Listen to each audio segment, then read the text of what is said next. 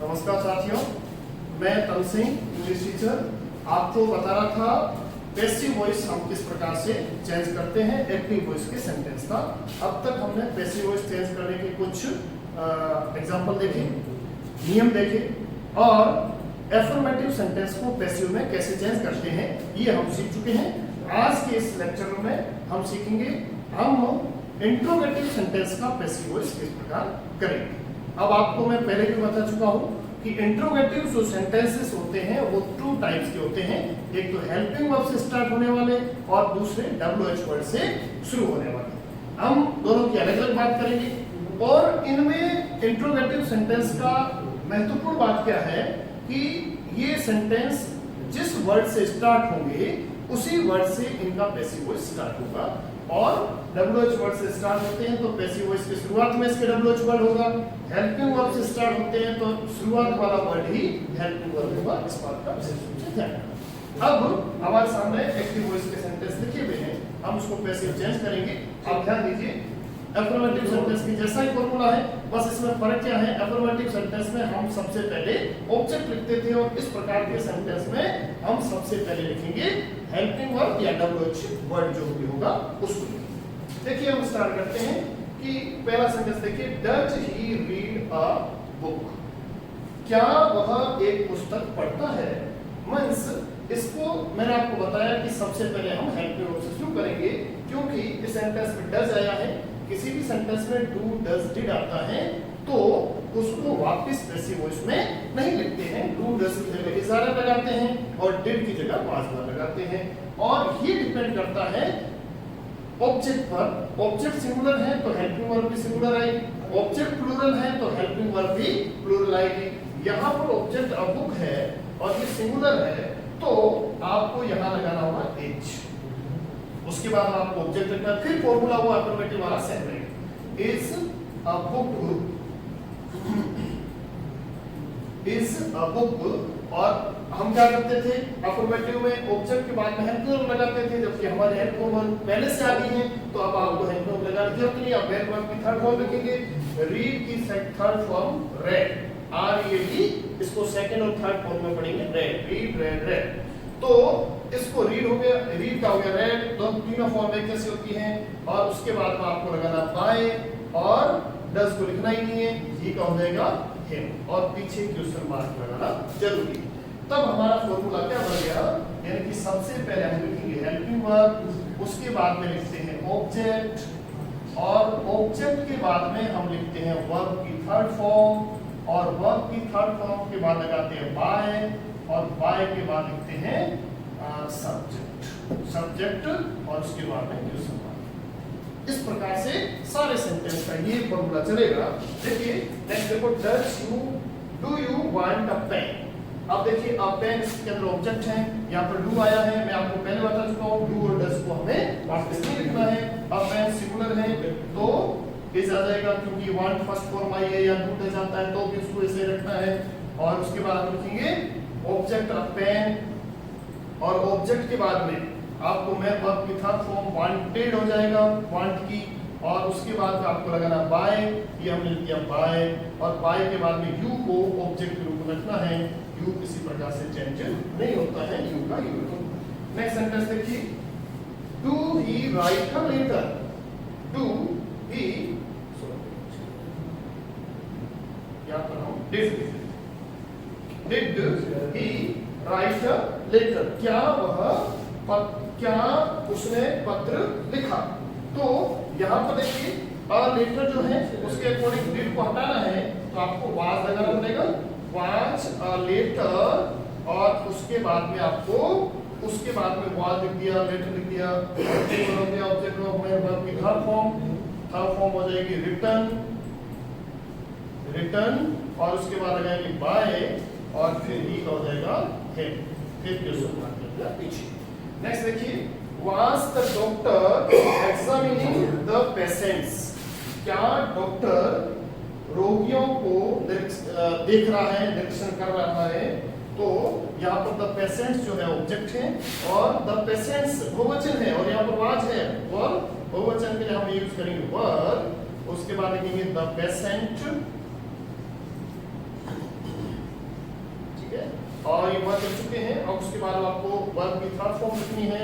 Examining का हो जाएगा वर द डॉक्टर, सॉरी इसमें आपको थोड़ा सा ध्यान रखना है क्योंकि आईएनजी आया तो आपको बिंग लगाना जरूरी है। वर द पेशेंट, उसके बाद आप लिखेंगे बिंग और उसके बाद लिखेंगे एग्जामाइंड, एग्जामाइंड और उसके बाद लिखेंगे बाय और बाय के बाद में लिखेंगे the doctor, by the doctor और पीछे क्वेश्चन मार्क। देखिए इसमें और उसमें थोड़ा सा आपको डिफरेंस ये था कि इसमें आईएनजी रूप आता है तो आपको बिंग लगाना है और बाकी इसमें कोई खास फर्क नहीं है। और ये देखिए इज सी राइट बुक, यहाँ पर इज पहले से दिया हुआ है, बुक सिंगुलर है तो इसका पैसिव वॉइस बनाते समय इज पहले लिखेंगे, बुक, बुक के बाद में देखिए इज बुक और उसके बाद वर्ब की थर्ड फॉर्म रिटर्न हो जाएगा, रिटर्न और उसके बाद बाय और सी का हो जाएगा और पीछे लगेगा क्वेश्चन। अब हमारे पास में है इंट्रोगेटिव सेंटेंस, WH वर्ड से स्टार्ट करें। ध्यान दीजिए WH वर्ड से जो स्टार्ट होते हैं तो उसकी शुरुआत हमेशा WH वर्ड से ही करेंगे।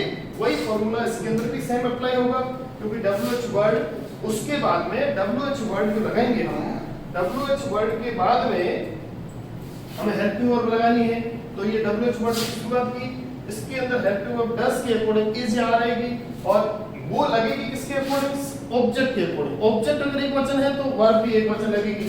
ऑब्जेक्ट इसमें ऑब्जेक्ट का काम कर रहा है सी, तो यहाँ पर और यहाँ पर वर्ब की फर्स्ट फॉर्म ये डज इट आया है तो व्हाट इज और उसके बाद में हमें लगाना होगा व्हाट इज, उसके बाद वर्ब की थर्ड फॉर्म इज की थर्ड फॉर्म हो जाएगी रिटर्न और उसके बाद आपको लगाना है बाय और बाय के बाद में ये जो सी ऑब्जेक्ट है इसका हो जाएगा हर। ठीक है, अब देखो इसका फॉर्मूला सीधी सी बात है, सबसे पहले WH वर्ड उसके बाद में आपको हेल्पिंग वर्ब लगाना है, हेल्पिंग वर्ब के बाद में मेन वर्ब की थर्ड फॉर्म, मेन वर्ब की थर्ड फॉर्म के बाद सब्जेक्ट और उसके बाद में लगता है उसके बाद लिखना है ऑब्जेक्ट। ये आपको ऑब्जेक्ट नहीं लास्ट में सब्जेक्ट है, सब्जेक्ट क्योंकि ऑब्जेक्ट का काम तो WH वर्ड खुद कर रहा है। तो ये फॉर्मूला और इस फॉर्मूले में कोई फर्क नहीं है। सबसे पहले आपको इसमें हेल्पिंग वर्ब पहले लिख रहे थे और इसमें ऑब्जेक्ट के साथ में WH वर्ड लिख रहे हैं, इतना ही फर्क। Why should you punish me? अब यहाँ पर देखिए why should, why तो सबसे पहले लिखना है और उसके बाद में आपको जो है वो ऑब्जेक्ट के अकॉर्डिंग हेल्पिंग वर्ब लगानी है। why के बाद में आपको लिखना है should, why के बाद आप लिखेंगे why should और उसके बाद में आपको I जो है I मी है ऑब्जेक्ट है इसका हो जाएगा I, ठीक है। और why should I, ये देखिए WH वर्ड हो गया, हेल्पिंग वर्ब हो गया, I आया, should आया है यानी कि मॉडल वर्ब आया है। मॉडल वर्ब के बाद आपको be लिखना है, be लिख दिया और be के बाद में आपको लिखना है वर्ब की थर्ड फॉर्म और वर्ब की थर्ड फॉर्म punish की हो जाएगी punished और by के बाद में सब्जेक्ट, सब्जेक्ट में you है you का you। नेक्स्ट देखिए how many books do you read? how many books, ये पूरा का पूरा सब्जेक्ट में काम करेगा, WH वर्ड पूरा काम करेगा से ये do you read। अब यहाँ पर you जो है वो ऑब्जेक्ट का काम कर रहा है। देखिए इसमें आपके do शब्द आया है तो सबसे पहले तो आपको how many लिखना है, how many books।